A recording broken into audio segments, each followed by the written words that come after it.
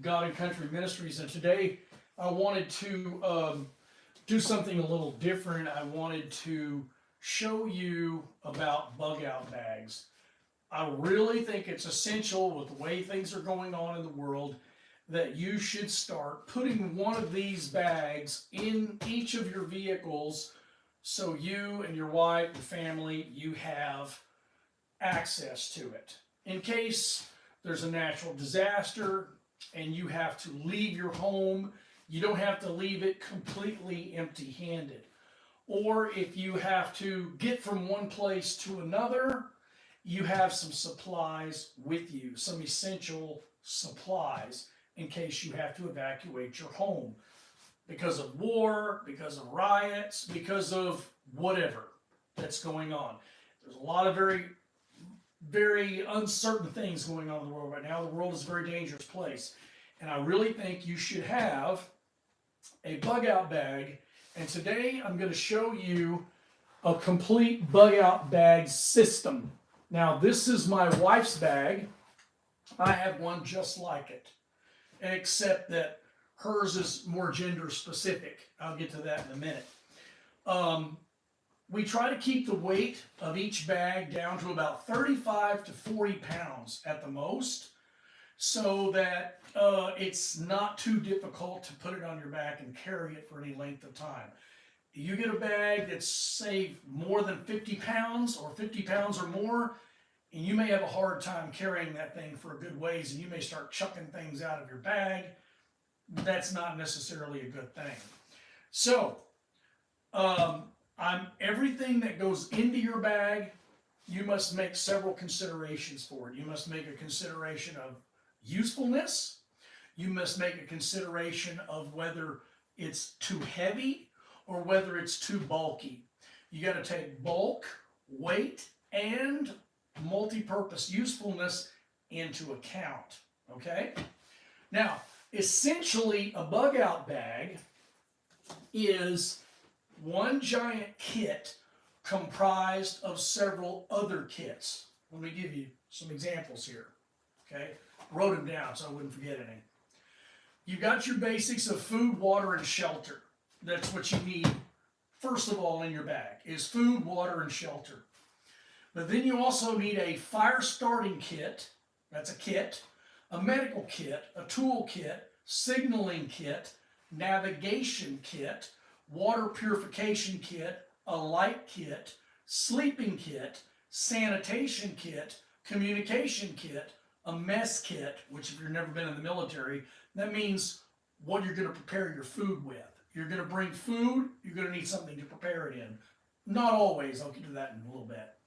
Information kit, a rain kit, and a defense kit. Now I wrote a defense kit because that may or may not be something you want to include, and I put that last.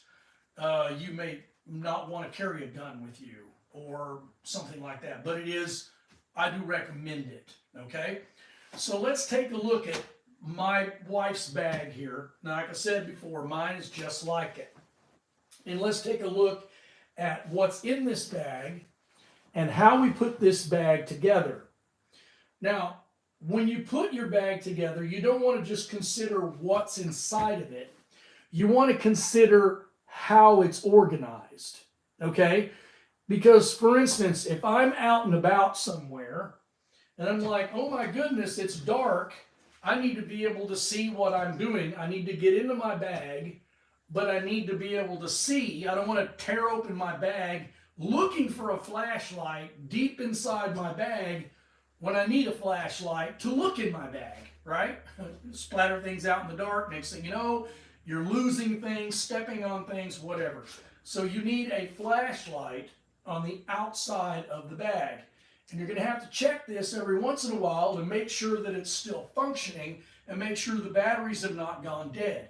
And anything with your flashlights, if it takes like little AAA batteries or whatever, Energizer makes some batteries now that will last 12 years in storage. Put a few extra batteries somewhere in your bag and make sure that you have extra batteries, just in case, okay? Just in case you didn't check this and you go, oh my goodness, my flashlight is dead. Pull out the extra batteries, put it in, make sure it works. But keep a flashlight. I keep one on the front strap here, and it goes in the front like this. It's right there, so when you're wearing it, it's right here on your chest. You can just pull it out and use it. You don't have to dig in the bag to find your flashlight. And your flashlight is used at night to find other things in your bag, okay? If you do have to dig around in your bag, now you can see what you're doing. On the outside of the bag, I also put part of the communication kit. On this one, it's a little handheld radio. Now, I don't always recommend camouflage. This one's camo just because I think it's cool. But bright orange is not a bad idea because if you drop the radio, you should be able to find it, right? Okay, so that goes on the outside of the bag as part of the communication kit. On the front here, let me turn the bag around. This is my wife's Arctic canteen. This is U.S. military issue. It's probably the best Arctic canteen made in the world. This bag right now, since it's winter, this is January of 2024, I have our bags set up for the winter setup. In the spring, I'll set it up for the summer setup, and I'll explain that as I go. But this is the winter canteen, and it is an insulated, double-walled stainless steel canteen issued by the United States military, probably the best cold weather canteen in the world. They're about $35 a piece if you order one. You can order them off Amazon. And that goes in the front, and basically when you're wearing it, it would be right here at your hip. So you can reach your water anytime you want. You don't want to have to take the pack off, dig in the bag to find your water. You're going to use your water during the day when you're walking, you're hiking, you're moving around with the bag. You're going to want your water right here handy, okay? Another thing that's handy on the bag is this little other bag on the side. Now, inside this bag is part of the tool kit. There is a little, like a Leatherman tool, multi-tool here in the pouch inside of it, along with a knife. Now, a pocket knife. This is one of a couple of knives that's in this bag. Knives are so important, you want to double up on them, okay? You want at least 2 knives. Folding knives are great for general purpose. This one is a folding knife, but this is an interesting knife. I got this at Ace Hardware. I recommend these for your bug out bags. Why? Because you never have to sharpen this. You don't have to carry a sharpener with you. In here, I carry this. There's a sawtooth blade in there, as well as about 3 or 4 other of these these are literally razor sharp blades. Okay, this is the extra blades in this little rubber armored container here. And the way you do this is you flip this knob up here like this and press this button and the blade comes off. Now I can just throw that blade away if it's dull. When I'm out traveling with the bag, I don't have to stop and sharpen my knife. I just put a new blade on it just like that, snap that back in place, bingo, my knife is now resharpened. This is also very lightweight. It also has a clip on it, so in case you want to carry it in your pocket, you just carry it here and clip it like that. I recommend that you always carry a pocket knife in your pocket anyway, so when even if you're stuck someplace with your bug out bag and you got to go somewhere, you've already got a knife in your pocket anyway. You cannot have too many knives, okay? So you don't necessarily want to have to dig in your bag looking for a knife. So your knife is right here. Also, this particular bag, now we're looking at the back of the bag. This is the front over here. This is the back. This particular bag, if I can remember which side it's on. Oh, here it is. This one has my wife's fixed blade knife in it as well.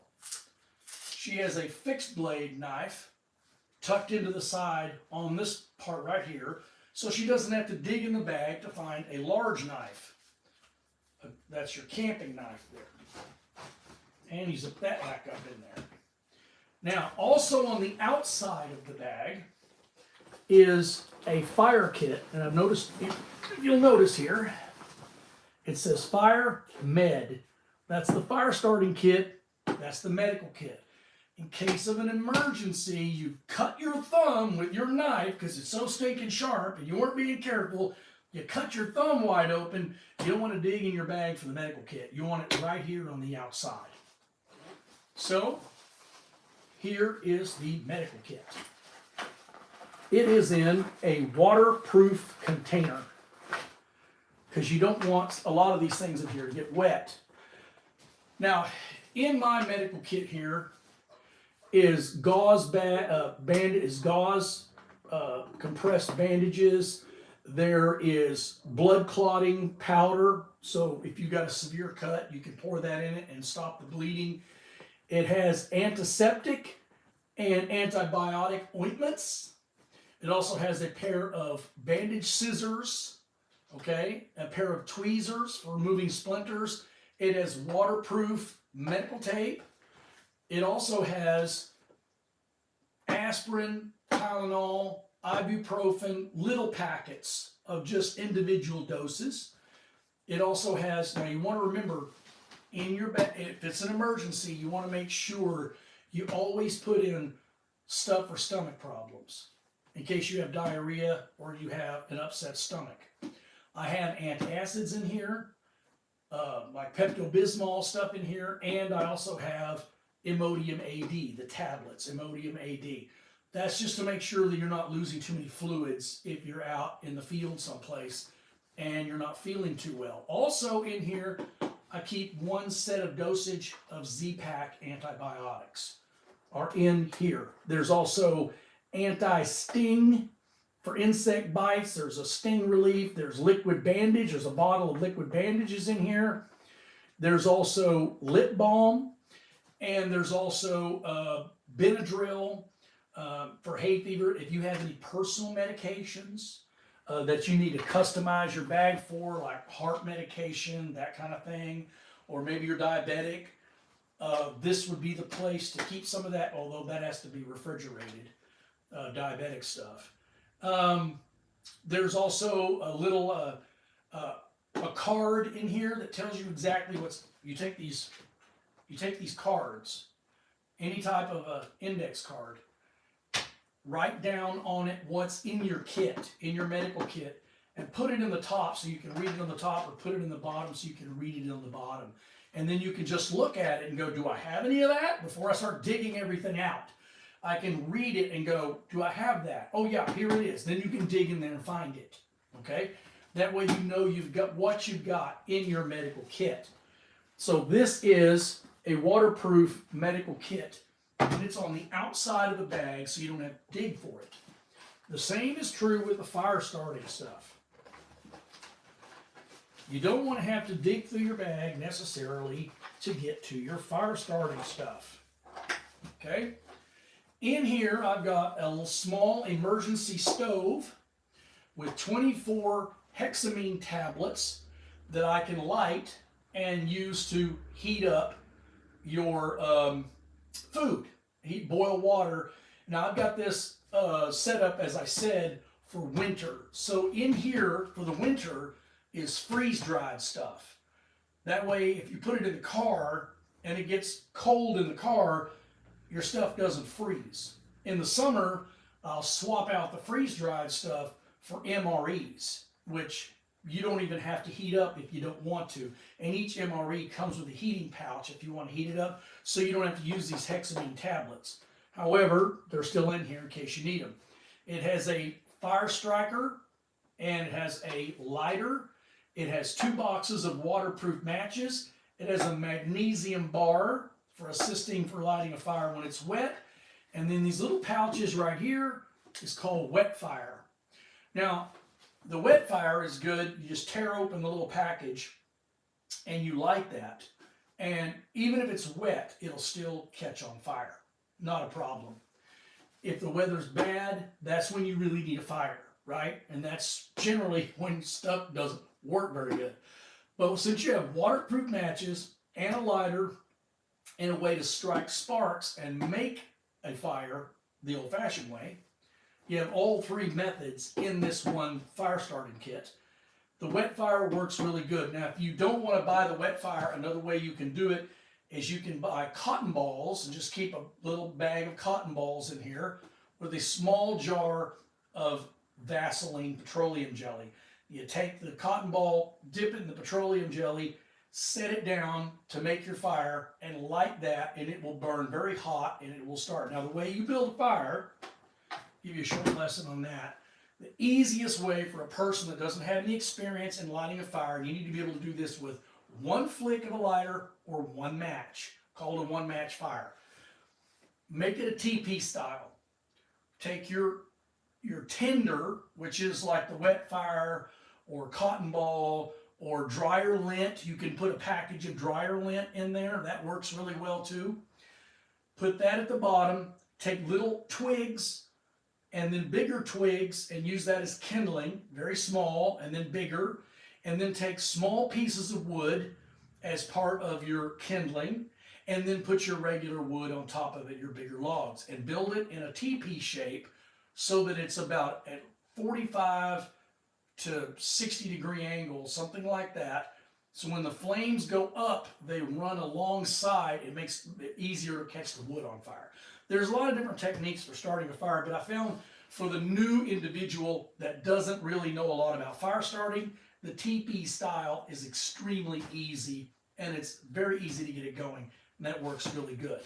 Okay, so you've got your fire starting kit, your medical kit, part of your tool kit, one knife, your communication, part of your communications kit, and part of your light kit on the outside of the bag where you can reach everything. I also recommend that in one of your pouches, now I use these small pouches to add little things to it on this Molly stuff, and then you can also use bigger pouches like this. These are not too expensive either. And you can add these to the outside of your bags, okay?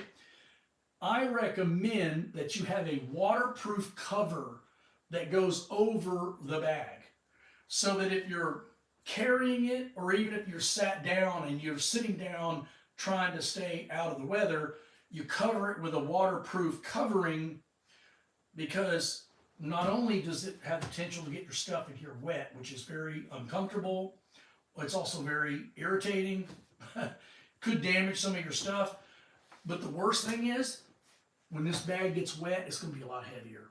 You don't want your bag to get wet. That's going to make it much, much heavier, okay? Now, on the outside of the bag, too, if you'll notice, I have a couple of these little D-rings here. Right here, see that? And I think it's another one, yeah, right here. Now, what these things are used for, not only can you attach things like a flashlight, hang a flashlight off of it, which is really good in case you just don't want it in a pouch. Maybe you want to hang it on a D-ring. This is good for moving your bag across bodies of water. I saw a movie here not too long ago where these two young kids were taking their backpack, and he was saying, "Throw me the backpack," and his sister went to throw the backpack over a small stream, and it was too heavy and it fell in the water and floated away. Well, you don't want that to happen to your stuff, okay? You also don't want bears to get into your stuff, right? So in the bag, there's some paracord. And so what you do is you can attach this to the top of the bag right here, like so. Now, if somebody crosses a stream and you got the bags on one side of the stream because you don't want your stuff to get wet, and they crossed over to the other side of the stream, what you do is you can tie a rope onto a tree, or you can even hold the rope above your head if you want to, if you're strong enough. Wrap it around your hand, run the rope through here, crawl here like this, have the other person get down low, and then just basically make a zip line and just sling your bag down the zip line to the other side of the stream. Now, if the bag should fall, then you got the rope attached to it still, and you can retrieve the bag, even if it's wet. But at the same time, you can zip line the bag across the stream so you don't have to worry about it getting wet. That's another thing these D-rings are good for that. Other than that, you could also get you a log and strap it to a log, and you could just float across the stream or the lake, swim across, and have your bag floating on top of the water and not in the water. Make a little raft for it and float it across. That's another technique you can use. But put you some D-rings on the outside of your bag. It gives you more flexibility when it comes to doing things with the bag. Okay, so another thing you should do on the outside of the bag is take one of these cards, take a card, and put where your kits, what kits you've got in here, and what pocket they're located in. That's in case you haven't been into your bag in 6 months and you forget. Take the card and laminate it, and then put it somewhere in a side pocket so you can get to it. And then if you have to use your bag, you go, man, I don't remember what's in this thing. Open that up, look on the card, and you can see everything that's in your bag listed on the card, and it will tell you what pocket it's in. Okay, and label your pockets like I did this here. Here's one says fire, med. You can label them so you'll know what's in those pouches. Okay, that's very important. All right, so let's get into the interior of the bag itself, and then we'll talk about customizing your bag for the time of year, because we'll be talking about that here in just a minute. So let's unzip this front pouch. This is still an outside pouch. The main compartment is in here. This is an outside compartment, a semi-main compartment, kind of a secondary compartment out here. In here I have a boonie hat. It's important to have a hat. A hat is not just to decorate your head. A hat keeps the rain off your head. If you will take a boonie hat and you will spray it with waterproofing material, it will shed water off. It won't get wet and droop in your face, and it'll keep the rain out of your face. Okay, so that's good to have in the bag. I also keep a brand new in the plastic balaclava. You might want to go covert. You might want to camouflage your face. Well, instead of carrying around a bunch of camo sticks and painting up your face, like you're going on the warpath, just carry one of these. Now, this is a lightweight one, but they make them for winter too. I've got a heavier winter one that I can pull over my head and pull the lightweight one over it to add camouflage. The heavier one happens to be black, and it's in this bag here. I'll explain that in just a minute. But this is just for camouflage, okay? I've got a waterproof miscellaneous bag. If I want to put a map in here, which I have not done, which I should do, you can put some maps or whatever you want inside this waterproof bag so you don't get it all wet. This is part of your information kit. Remember, this is my wife's bag. The Portable Guide to Getting Out Alive, Hawks Special Forces Survival Handbook. If you're out in the field and you're stuck someplace, you're trying to get from one place to another and you're taking a break or whatever, thumb through this book and read some things. You might want to know how to use the first aid kit before you actually have to use the first aid kit, right? Be good to have some training on that, but at the very least, you should have some reference material in your bag that can refresh your memory on these things, and also maybe teach you how to tie some knots with a paracord, things like that. This could be invaluable. Don't be saying to yourself, well, I got all that information on the internet. There might not be any internet when you're doing this, okay? Don't rely on the internet. You're going to have to go old school on this stuff, okay? So this is part of your information kit. Now, another part of your toolkit is an excavation tool. Now, you can get a military trifold shovel, which is really the best, or you can get something small. I chose to go with something smaller. You may not want to do that, because there's basically only two things I'm going to use this for, okay? Number one is if I pitch a tent, which I have a two-person dome tent in here, you got to be careful where you put your tent when you're camping. Don't put your tent in a low-lying area. If you do and it rains during the night, you're going to wake up in a lake, you're going to wake up in a puddle or a river, a stream, okay? Don't do that. Make sure it's on a little bit higher ground from the surrounding area, and make sure it slightly slopes. Put the front door slightly on the downhill slope, okay? You want your front door of the tent facing downhill, okay? Then you take your little entrenching tool here and you dig a small trench all the way around your tent, and then a little trench going away downhill from that trench. So any water that sheds off your tent doesn't go under your tent. It goes into the little trench you dug and it runs down and then goes downhill. So that's what this is used for. It is used to dig a small trench for drainage around your tent. Also, if you're going to leave trash, you can bury it. If you're going to poop, you can cat hole. Dig a hole, poop in the hole, use your toilet paper, throw it in the hole, cover it up. This is really good for that. You want to have some sort of a digging tool. I chose this one because it's bright orange. If I leave it, I'll see it. I'm not going to lose it, and it's lightweight. It's small and lightweight. Okay. Part of your water filtration kit is going to consist of some sort of filtration. Now this is a life straw. I have another little extension straw to go with it. And these are water purification tablets, okay? It wouldn't hurt to carry a plastic bag, a thicker plastic bag, or a plastic water bottle, and you can do that in one of your side pockets over here or something, empty, and put what you might consider dirty water in it.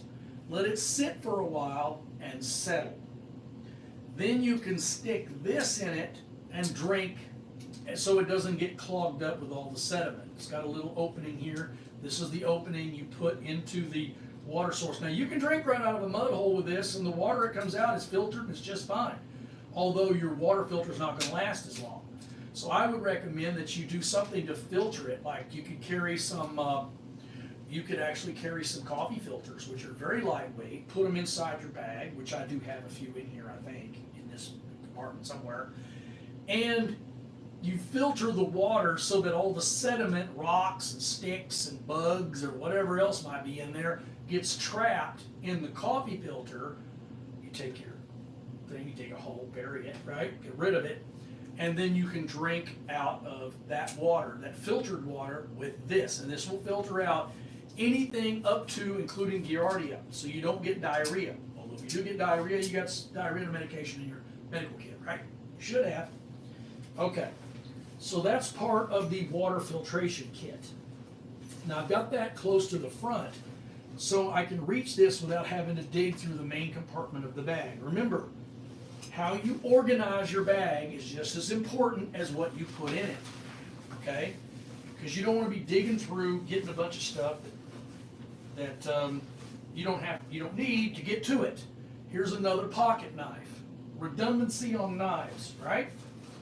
Now this, you may want to attach to the front of one of your straps. I haven't done that yet, but I intend to. This is a monocular. It's not a binocular, it's a monocular. And it's just so you can look at things from a distance, you know, and you can focus it, and basically it just gives your eyesight a little further distance for you to be able to see things. It's a little monocular. You could put binoculars in your bag. Oh, it's plugged up here because it's got some little, there we go. It's got some little a cloth in there to clean the lenses with. It goes in there with it and it was blocking it to keep it from closing. Okay. Then in here, I've got a mosquito net. Now this, you don't have to carry this in the winter time, but it's so lightweight, I just leave it in here all the time. Okay. It's a mosquito netting, goes over your hat. You take your boonie hat, put your hat on, put the mosquito netting over your hat. Why do you need to do it over a hat? Because if the mosquito netting is right up against your face, guess what? They can sting you right through the mask, right through the netting, okay? So you want this to go on your head so it's away from your face so that they can't get through it to bite you in the face. And it's very annoying to have mosquitoes buzzing in your face. We all know that. So I carry one of those in there. That's part of Okay, part of the bag stuff. Then, this is part of the navigation kit. Along with your maps that you can put in here, here's a compass. Now you can use the electronic compass on your phone. I honestly do not know if that will work or not if the grid goes down. If the cell service goes down, I don't know if that will actually work or not. Have never tested it. Plan to do it. But you need a backup anyway. This is a lensatic compass. You can get them. They're not very expensive. If you really want to spend a lot of money on one, go get the military grade. It'll be a little heavier. This is light. It's cheap. It's light. You're not going to use this bag. I'm not going to use this bag for a year. It's only going to be used for a few days. So that is part of the navigation kit.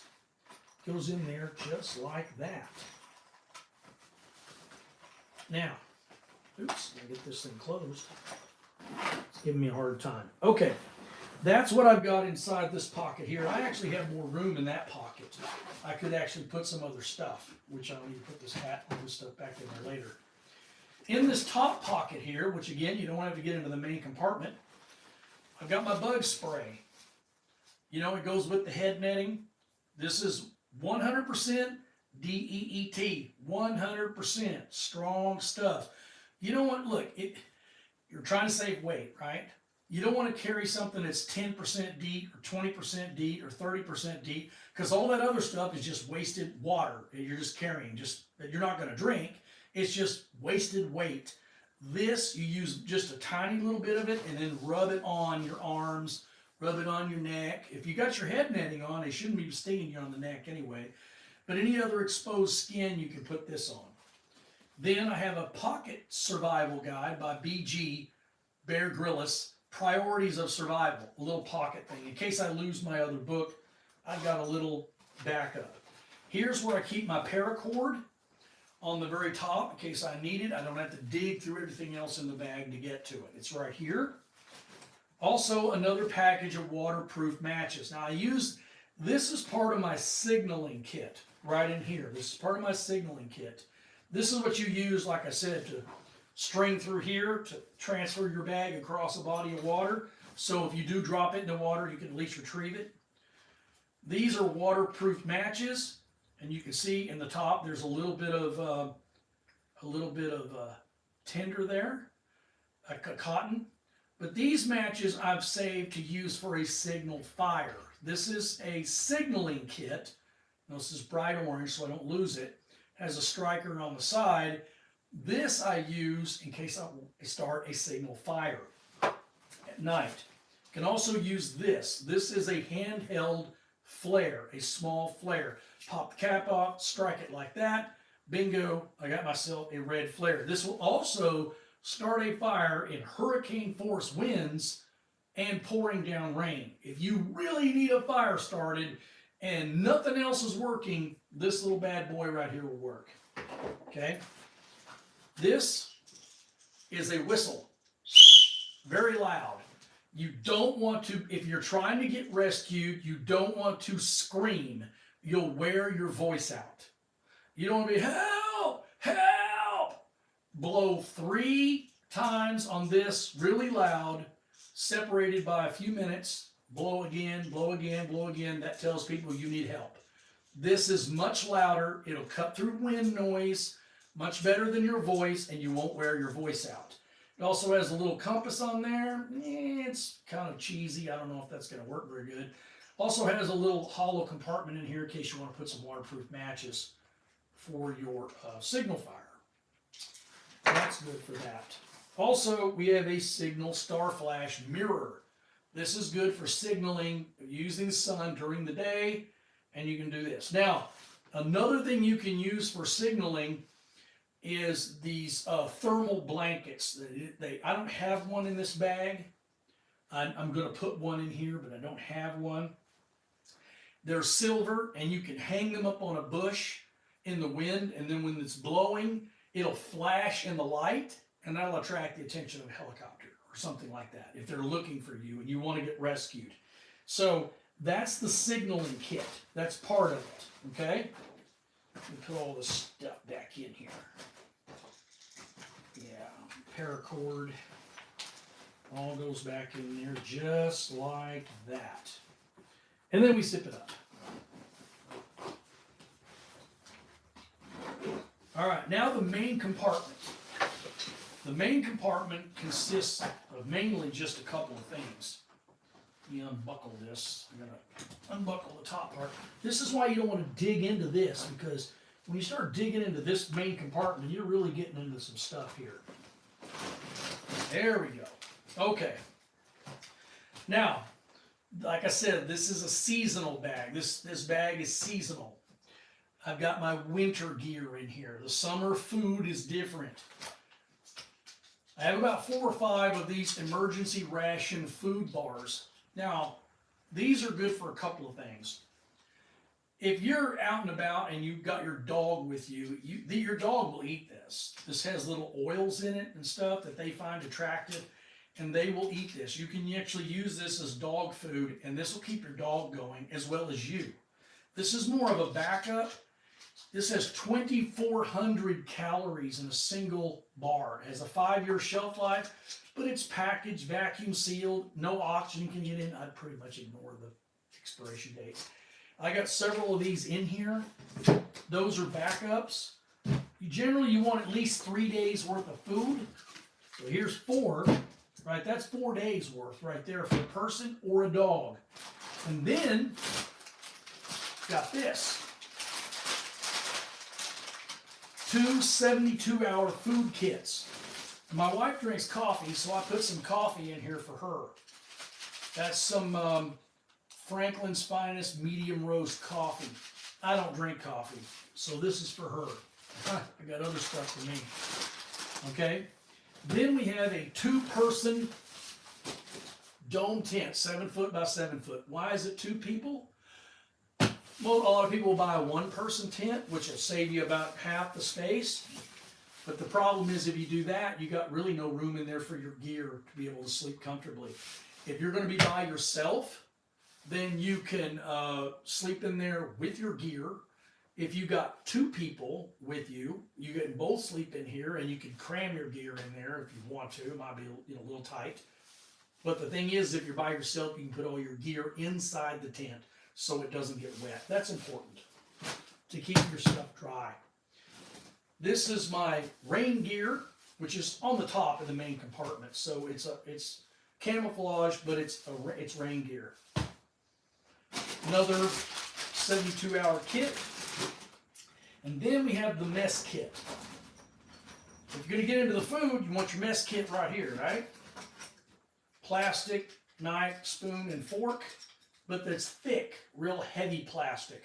So it's tough, but it doesn't rust or anything, and it's easy to clean, and it's very light. Remember, everything you think about when you do your bag is bulk, weight, and usefulness. If it's not useful, don't carry it. If it's too bulky, you may not want to carry it. If it's too heavy, you don't want to carry it, okay? Then I have a special little mess kit here. Now you can use a military mess kit if you want. I chose this for both me and my wife's bags. This is basically, put that back in there. There we go. This is basically a layered system. It's made by Stanley. You can heat up hot water in this, boil water in this. It'll fit right on that little stove. This will fit right on that little stove. Here you can heat up food and put it in here. See, you got a little handle on it. And then inside, look what's inside. All kinds of stuff to spices. That's to make things nicer when you're eating, okay? That's add a little spice to life, right? Plastic cup for drinking. There's 2 of them in there in case you brought a friend with you. And here is a cup for boiling water and making your food in. It's easy to clean. It's lightweight. It's stainless steel, it will not rust, and it all fits together just like that, very nice and compact, and then this goes in here like this. See? Isn't that nice? Wonderful stuff. Wonderful, wonderful. I can figure out now how to get this thing back across here. Oops. Dropping stuff. I'll get it later. I'll get that later when I put this all back together. So this is the bug out bag. Remember, you've got your several kits in here, right? Fire starting kit, showed you the medical kit, tool kit. Now your tools are kind of scattered around. Okay, you want some of your tools on the outside where you can get to them. Other ones can be, different places. Signaling kit, navigation kit, water purification kit, light kit. Forgot to show you some of the light kit. Right here in this little bag, right here, is another flashlight. Oh, and the batteries are dead on that. Glad I'm checking it. Gonna have to replace that. Another flashlight and some Calumet light sticks. One in yellow and one in green. Now some of these last longer than others do. Some of them will last 4 or 5 hours, some of them will last 10 or 12 hours. These are great if you want to hang them inside your tent and you want to read for a few hours, or if you're trying to signal at night. It's part of your signaling kit. I'm going to have to replace the batteries on this little guy right here. Your sleeping kit. Now let's get to the sleeping kit. Oh, the sanitation kit. I almost forgot to show you where the toilet paper was. Oops. Toilet paper is in this other pouch right here. It's in this bag, this little zipper. There's another zipper here. Got toilet paper. Now this is Coleman Camper's toilet paper. You can use this. You can use regular toilet paper, but it's really bulky. This is less bulky, and there's 3 rolls of it, so that should last you for several days. Then I've also got another water filter here. This one can go on top of a 20-ounce bottle. You can fill it with water, and you can squeeze the bottle into your mouth like this. So I have 2 ways to filter water, and it'll also fit on this bag. If you don't have a 20-ounce bottle, you can fill this bag up and then squeeze it through the bag, through the filter into your mouth. Also got part of the sanitation kit, I got hand sanitizer. So when you wash your hands, you can sanitize. Then I got a little bar of camp soap down here in the bottom. Okay, so that's part of the sanitation kit. Almost forgot to show you. And this is the cleaning plunger for that bag.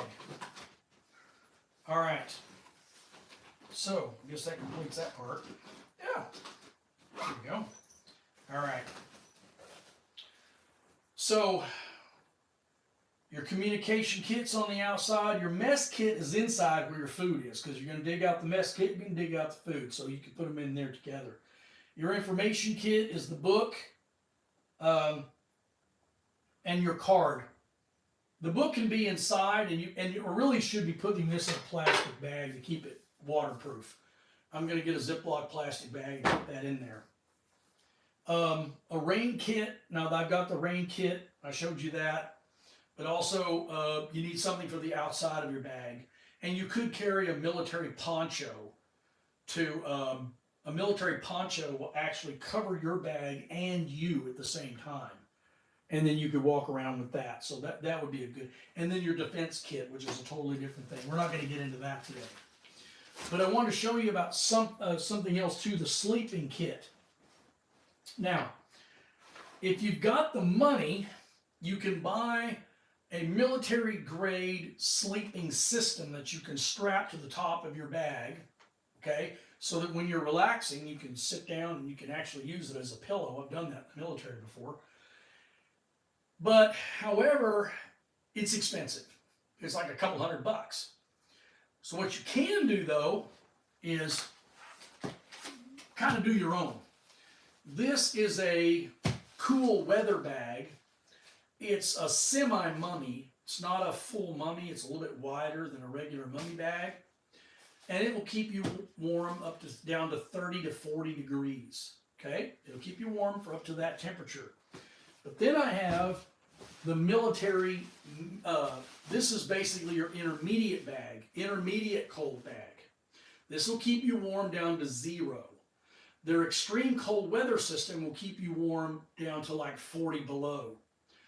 But if you combine these two right here, if you take your warmer weather bag and take the heavier weather bag and put it inside this one, bingo, you have an extreme cold weather bag, and this will keep you warm down below zero, 10, 20, maybe 30 below zero. Maybe not quite as good as the military one, but unless you live in Alaska, you may not need that much. So this will keep you warm down to zero. This will be at 30 to 40 degrees. This is your summer bag. In the summer, I only use this bag with our stuff. We only take the small bag. In the winter, we take both in case it's really cold, okay? So your sleeping system. Now you also need, for extremely cold weather, you need a sleeping pad, which I don't have one out here at the moment. You have a sleeping pad that you put on the bottom of your tent or on the ground, and then you put your sleeping bag on the top, because when you sleep in the bag, you're going to compress. You're going to compress the bag, and you're going to get a cold spot right underneath you, and you're not going to sleep very well. That mat underneath, it can be like military uses a piece of foam that they roll up. It's very light, but it's bulky. You can go to some camping stores, or you can go to hiking stores, and you can buy one that's very compact. It's partially filled with air, and you can even blow it up and sleep on that. It's very thick. It doesn't puncture very easy, and it has insulation inside of it, and those work really well. And you can take one of those and roll it up and stick it in the middle of your bag. Just stuff it right down in the middle there, and it should go in there. Or you can wrap it around the outside and put the whole thing in a big compression bag and hold it down. Then for the winter, I also include a winter accessories kit, which this only weighs like 1.5 pounds. You can use it as a pillow when you sleep at night, but in here is extra socks, underwear in Ziploc bags, and then there's also cold weather hats and gloves. When you're traveling in the winter, you need to make sure you personally are geared up for winter. So your coat needs to be with you in your car. You should never go anywhere in your car without a coat, even locally, because you might get stranded someplace. Now, a word about the EDC bags. I also carry this in my vehicle all the time. This is an everyday carry bag. This EDC bag has a fixed bladed knife, has a pocket knife. It also has an extra battery in case I want to charge my phone. It has charging cords, has AC charging cords or charging modules to plug into the wall, and things like that. Things that you carry, every day that you want to have with you. Let's see if there's something else in here. Oh, there's an extra pair of reading glasses because I need reading glasses to read. I have a really nice, expensive Leatherman tool right there. That's the one I carry all the time. So the everyday, the tool kit in mine, I would use this for it as well. I would carry this. And it also has a flashlight. It also has a magnifying glass. That's to help me read in case I lose my reading glasses. It's also to help start fires. You can actually start a fire during the daytime with a magnifying glass. Done it before when I was a kid. Don't ask me how that turned out.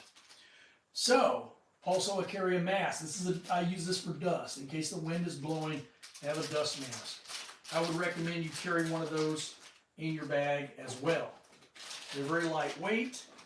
They don't really cost very much, and they're very useful. Then inside the main compartment here, I have,